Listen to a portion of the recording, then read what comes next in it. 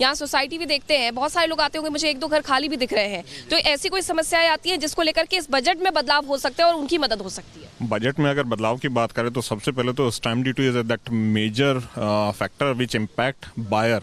अगर उसके ऊपर गवर्नमेंट कुछ कर सके, जिस तरह अभी सरकार ने किया हुआ है कि जो महिलाओं के नाम से रजिस्ट्रेशन है उसको कम किया हुआ है, उसमें कम परसेंट पे ड्यूटी लगती है। बट सेम वे अगर उसी को हम रीपरचेज करें तो that stamp cost remain same, उसमें कोई फर्क नहीं पड़ता अगर उसके अंदर गवर्नमेंट कुछ ऐसा बेनिफिट देते हैं। दूसरा अभी जैसे निर्मला सीतारमण जी ने लॉन्ग टर्म कैपिटल गेन को मतलब ये सारे जो बदलाव है वो हो जाए। परमिंदर जी हमारे साथ जुड़े हुए हैं, हमारे गेस्ट हैं, उनसे भी हम बात कर लेते हैं। आपने बहुत सारे लोगों को सुना, यहाँ पर जो लोग हैं बहुत सारे बदलाव चाहते हैं, लेकिन क्या ये हो पाएंगे पूरे? देखिए, जब जब बजट आता है तो एक आम आदमी, चाहे मिडिल क्लास हो या लोअर मिडिल क्लास हो, उसकी उम्मीदें जागती हैं कि देश से कि हमारे लिए सबसे इम्पॉर्टेंट चीज़ है कि जो रसोई है उसका खर्चा, जो उसका बजट है, उसके अंदर उसको क्या बेनिफिट मिलता है। एक आम महिला या एक आम परिवार ये सोचता है कि मेरे घर का बजट जो है वो रसोई से शुरू होता है। उसके साथ साथ अगर आप देखिए गरीब आदमी के लिए क्या है, किसान के लिए क्या है, मजदूर के लिए क्या है। अगर आप गरीब आदमी का, गरीब व्यापारी का, MSME के या स्मॉल स्केल इंडस्ट्री के या माइक्रो इंडस्ट्री के छोटे दुकानदार के बारे में कुछ ऐसी स्कीम्स लेके आए जो उनका सर्वाइवल, आज की डेट में सर्वाइवल बड़ा मुश्किल हो गया है। तो ये सारे जो बदलाव है वो होने चाहिए, क्योंकि अब थोड़ी देर में बजट पेश होने वाला है। वहां पर भी जो गतिविधि है वो देखने को मिलने लगी है। हमारे साथ हमारी सहयोगी शिखा विजय चौक से जुड़ी हुई है। शिखा, आपके साथ मेहमान भी मौजूद है और वहां पर अभी क्या कुछ चल रहा है, तस्वीर भी दिखाइएगा। बिल्कुल मीनाक्षी, देखिए यहाँ पर भी मूवमेंट जो है वो लगातार यहाँ पर चल रही है, वो भी हम दिखाएंगे। और हमारे साथ गेस्ट भी है, ममता काले पॉलिटिकल एनालिस्ट हमारे साथ हैं, विशाल मिश्रा जी हैं पॉलिटिकल एनालिस्ट हैं, भुवन जोशी जी हैं जो समाजवादी पार्टी के प्रवक्ता हैं, और सैयद जब्बार हैं जो पॉलिटिकल एनालिस्ट हैं। ममता काले, आपके पास आते हुए कि प्रधानमंत्री नरेंद्र मोदी जिन्होंने कहा है कि ये जो बजट है ये ऐतिहासिक होने वाला है, क्योंकि मोदी 3.0 का पहला पूर्ण बजट ये माना जा रहा है, और मिडिल क्लास का जिक्र भी उन्होंने किया है, लेकिन 2047 तक का लक्ष्य लेके भी चल रहे हैं। जी बिल्कुल, 2047 तक का लक्ष्य लेकर के चल रहे हैं। 5वीं सबसे बड़ी विश्व की अर्थव्यवस्था प्रधानमंत्री जी हमको ऑलरेडी भारतवर्ष को बना चुके हैं, जो बहुत बड़ा माइलस्टोन है, जो हमने कभी सोचा नहीं था कि हम अचीव करेंगे जब तक यूपीए आदि की सरकार थी। पर मोदी है तो मुमकिन है, उन्होंने करके दिखा दिया। तीसरी बड़ी अर्थव्यवस्था भी बनेंगे। जहां तक प्रधानमंत्री जी के वक्तव्य का प्रश्न है जो उन्होंने कल किया है, जिसका भी आपने जिक्र किया है, उसमें जो मिडिल क्लास है उसकी आज ही नई बात है, हमेशा ही उनका ध्यान रखा जाता है। महिलाओं के लिए भी उन्होंने बोला है कि महिलाओं का के लिए ऐतिहासिक फैसले किए जाएंगे और उनका भी ध्यान रखा जाएगा इस पूरे बजट में। तो भारत का बजट आज दिन भर रिपब्लिक भारत पर आप देख सकते हैं। आपका अपना चैनल आपको बजट से जुड़ी हर एक जानकारी देगा। थोड़ी देर में निर्मला सीतारमण आम बजट संसद में पेश करेंगे। जी हाँ, खबर यह मिल रही है कि वित्त मंत्री संसद भवन पहुंच चुकी हैं। आपको बता दें, वित्त मंत्री ने राष्ट्रपति से मंजूरी ले ली है। राष्ट्रपति भवन पहुंची थी वित्त मंत्रालय से, राष्ट्रपति को बजट की कॉपी सौंपी और परंपरा के अनुसार राष्ट्रपति ने वित्त मंत्री को दही चीनी खिलाया। और उसके बाद देखिए वित्त मंत्री का काफिला पहुंच गया है संसद भवन, और ये पार्लियामेंट की तस्वीरें हम आपको दिखा रहे हैं। वित्त मंत्री पहुंच चुकी हैं संसद भवन और यहां पहुंचने के बाद कैबिनेट से मंजूरी लेंगी। कैबिनेट की मंजूरी के बाद सदन के पटल पर बजट पेश करेंगी, बजट प्रस्तुत करेंगी वित्त मंत्री राज्य मंत्री पंकज चौधरी के साथ। ये आप देख रहे हैं, ये उनके फोल्डर की बहुत बात हो रही है। इसमें क्या है, इस डिजिटल बजट में क्या कुछ आम आदमी के लिए है, क्या मध्यम वर्ग के लिए है, क्या किसान के लिए है, क्या महिलाओं के लिए है, क्या स्वास्थ्य के क्षेत्र में, हेल्थ सेक्टर में क्या कुछ होने वाला है। इन सब पर सबकी नजरें और निगाहें हैं कि आखिर कौन सी रियायत इसमें होगी।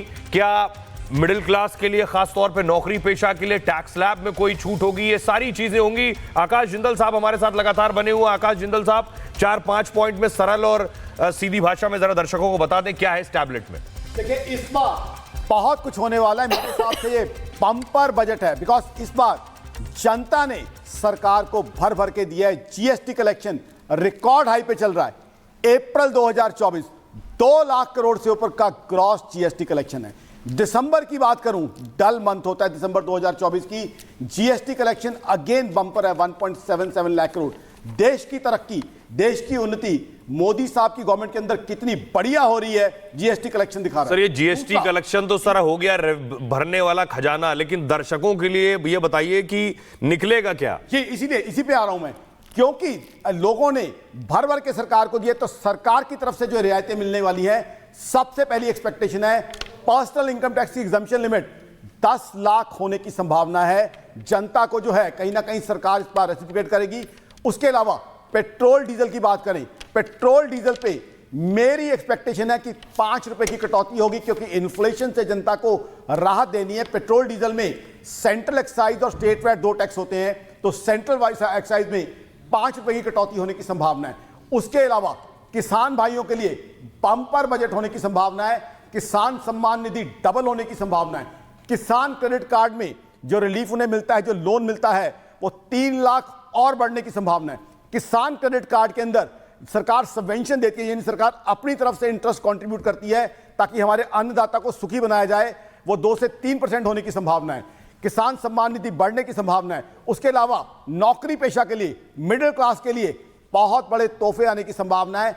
50,000 की स्टैंडर्ड डिडक्शन और बढ़ने की संभावना है। महिलाओं के लिए, हमारी बहनों के लिए 50,000 की additional stand alone standard deduction होने की संभावना है। मोदी सरकार बहुत बढ़िया काम कर रही है, ग्लोबल रिकॉर्ड बना रही है, और इन्होंने एक बहुत ही नेक कार्य उठाया हुआ है, हाउसिंग फॉर एवरीवन।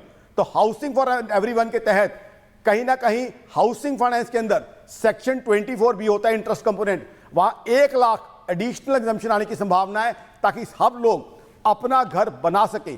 उसके अलावा इंफ्रास्ट्रक्चर पे बहुत बहुत मेगा एलोकेशन आने की संभावना है। इंफ्रास्ट्रक्चर क्या करेगा? एम्प्लॉयमेंट जनरेशन देगा। जो एम्प्लॉयमेंट जनरेशन भर भर के एक तरफ ये बजट आकाश जी, इन्फ्लेशन को रिड्यूस करेगा। जी, मुझे लगता है कि आम जनता सोच, राजनाथ सिंह, समाज के सभी वर्गों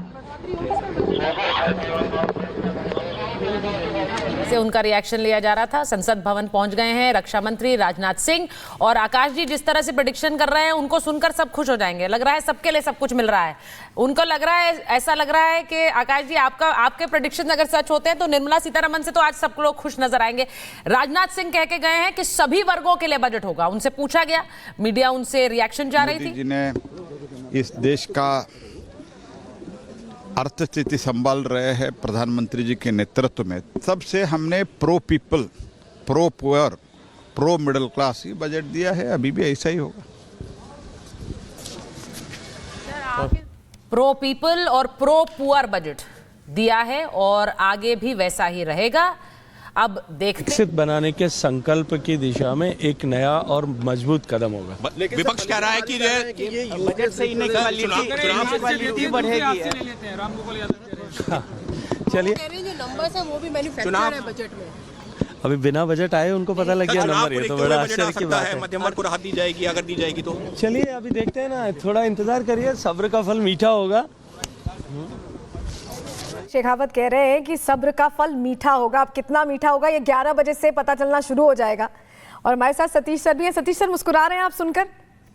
वो सब्र तो बहुत सब्र में है देश, ये तो हम देख रहे हैं। बहुत सर जिंदल जी ने बताया टैक्स कम हो रहा है, पेट्रोल डीजल कम हो सकता है, सम्मान निधि बढ़ जाएगी, नौकरी पेशा के लिए 50,000। उन्होंने तो बजट ही आज का पढ़ दिया। हमको लगा निर्मला सीतारमण जी को ही सुन रहे हैं। अब उनसे ये पूछिए, बिल्कुल पूछिए, मैं बताता हूं। 1 मिनट बीच में रुकिए ना। तो मान लिया ना आपने कि निर्मला जी को सुन रहे हैं। हम निर्मला जी मतलब निर्मला जी सुन से कहने जा रही हैं। मैं क्या कह रहा हूँ, इनसे पूछिए कि ये जो ग्रोथ रेट है इसका प्रोजेक्शन 6.3 to 6.8 कैसे हो गया, घट गया? क्या जो ग्लोबलाइजेशन का ब्रेक लगा उसकी चुनौती है? क्या इकोनॉमिक सर्वे ने ये नहीं माना है कि इन्वेस्टमेंट में ब्रेक की चुनौती है? ये हो सकता है?